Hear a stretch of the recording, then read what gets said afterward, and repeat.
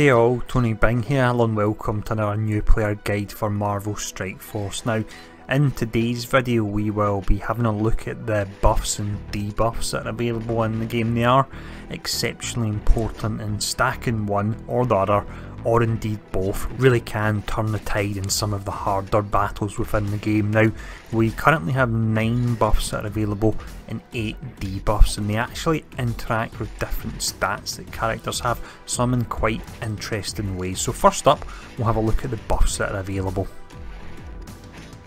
First buff we look at here then would be counter, and you've got heroes such as Daredevil, Drax, Nebula, and even Nobu has it. He's got a particularly nice version available on his ultimate where you can apply it to numerous different characters. Now, what makes it really quite useful is the fact that even if you're playing a character that can remove buffs, the act of removing the buff will be enough to cause the counter to happen as well. So once you've applied counter, unless the enemy is able to get a one-hit kill and knock you out straight away, you will be doing some damage back on them.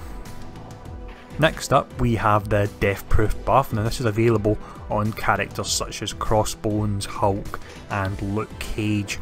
Now the way this works is that once you have it activated and you take an attack that would normally knock you out, it gives you another chance at taking another attack. So it can be really pretty useful if you're going up against an enemy, let's say a Winter Soldier, that would do a massive amount of damage on you, because it will take you down but it won't take you out. We then have a look at Defense Up. Now, characters that can cast this would include Captain America, Kingpin and Luke Cage. Cap and Kingpin are great because they can apply it to numerous heroes, whereas with Cage he's only applying it to himself.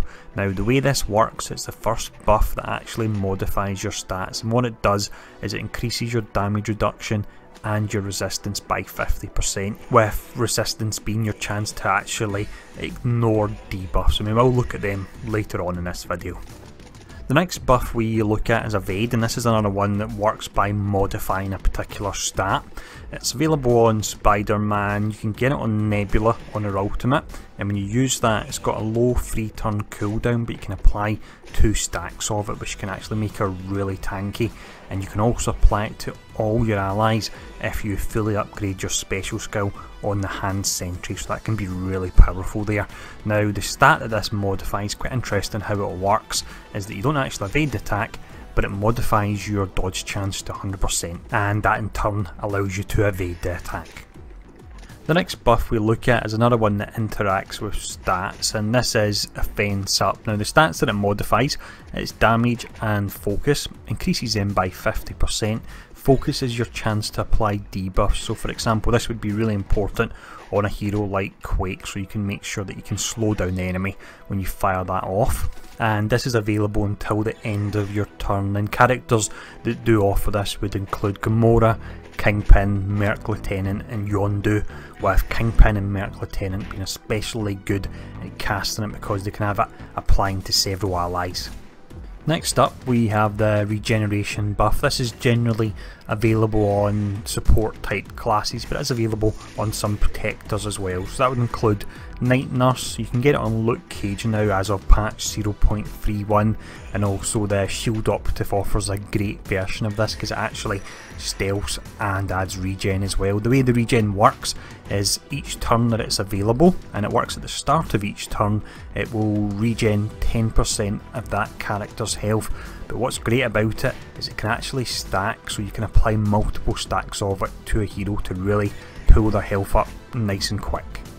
The next buff we have here is Speed Up. This is an exceptionally important one. It can make heroes such as Thor and Hulk that are generally quite slow a lot more dangerous. Now this is available on Korath, he just really casts it on himself, but you do have Black Widow and Merc Lieutenant that can apply it to multiple enemies. This is a multiplier of 50% and it lasts till the end of the turn. The next 2 buffs we have here then are really fairly simple ones. The first one we look at is Stealth. It does what it says in the tin, it stealths your particular character until the end of your turn, and that's available on characters such as Black Widow, Elektra, Nobu, and then you've got the Hand Sentry who can apply stealth to all allies. That's really powerful. Final buff we look at here is Taunt, again, simple one like the last one. This one is on your protector style characters, too many really to name, and with this it will mean that any enemies will have to attack that particular enemy until the end of their turn, so it can work really good on slower tanks such as Hulk, but the problem with that is it means you might be taunting a bit too late and most of the harder attacks have already taken out your squishy characters, so it is a bit of a balancing act there. And we also have numerous characters that have cleanse and can remove the taunt now, so do be wary of that when you're going up against any teams that potentially have the likes of Elektra or Quake, that they have that option. For the debuffs, we start off by looking at ability block. Now we've not got this available on many heroes, it's Korath and Ronan that have it at the moment, and the way this works is it simply blocks the character from using their special or ultimate ability for one turn, so it's relatively useful, but it's not the most powerful because on the next turn they will get to fire that off, so you really want to burn them down if it's a dangerous character before they get that next turn. Next up we have Bleed. Now characters that this is available on would include Black Widow, Elektra and also Winter Soldier. The way this works is the opposite of Regeneration, isn't it? Regeneration was a 10% extra health per turn. Bleed is minus 10% health per turn, and like Regeneration it actually stacks as well, so if you can get multiple stacks of that up on a character you'll see their health go down quite quick, but as far as I can tell it can't actually knock a character out, so it'd pull their health down to 0 and then you would still have to get that final hit on them. Next debuff we have here is a fantastic one, and that's not purely down to the fact that it's available on my favourite hero Hawkeye, it's also available on Star-Lord from whenever he does come to the game, but this is Blind. Now with this it modifies your stats, and what it does is it reduces your accuracy by 100%, making you miss your next attack. This is a lot more powerful version of Ability Block because Ability Block simply delays that hard hitting attack, whereas with Blind the enemy will cast the attack but they'll actually miss after they've used it, so that can be really great if you get someone like Quake or Yondu firing off their big AoE and they don't do any damage at all. On top of all this, a nice little thing as well is the fact that Daredevil actually has 200% accuracy, so that means that when you blind him he goes down to 100% accuracy and he still won't miss. I do like that, it's a little small touch there. The next debuff we have here is another stat modifier. This is Defense Down, and I believe, although correct me if I'm wrong, it's only available on Spidey at the moment. So this reduces the enemy's damage reduction and the resistance by 50%, and as mentioned earlier on in the video, resistance is your chance to actually ignore debuffs. The next debuff we have here is Heal Block.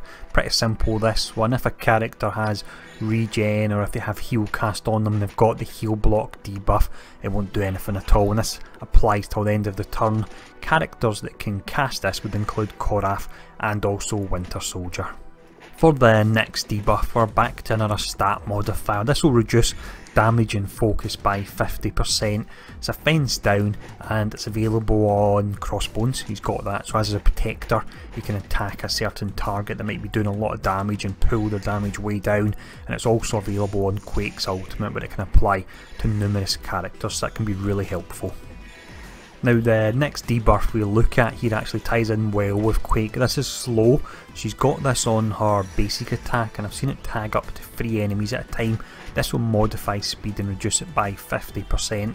Last till the end of the turn. If you use this on slower heroes such as Thor or Hulk, you can get in a few turns, especially if you're sped up by Black Widow for example, so that can be a really combination, the slow down on enemies and the speed up on allies. But let's look at the last debuff here. For the final debuff we have a nice simple one here. This is Stun. Stuns the enemy character until the end of their turn, and it's available on characters such as Spider-Man, Black Widow and Thor. It's especially good if you use this on a slower character and you're a faster character yourself such as Black Widow, because she can actually completely lock down and take Hulk out of battles, because by the time he's ready to move again you'll find that the skill's charged up and you can just perma-stun them, so it's a really great combination that. But that is all the buffs and debuffs covered, so I hope this has been helpful. As mentioned, the buffs and debuffs are incredibly important, so when you're thinking about making up your team composition, do make sure to take them in mind. And as always, really, thanks for tuning into this video, and again, if you've not yet subscribed and you're enjoying the videos I'm putting out at the moment, please feel free to hit that subscribe button, and I'll see you all again soon.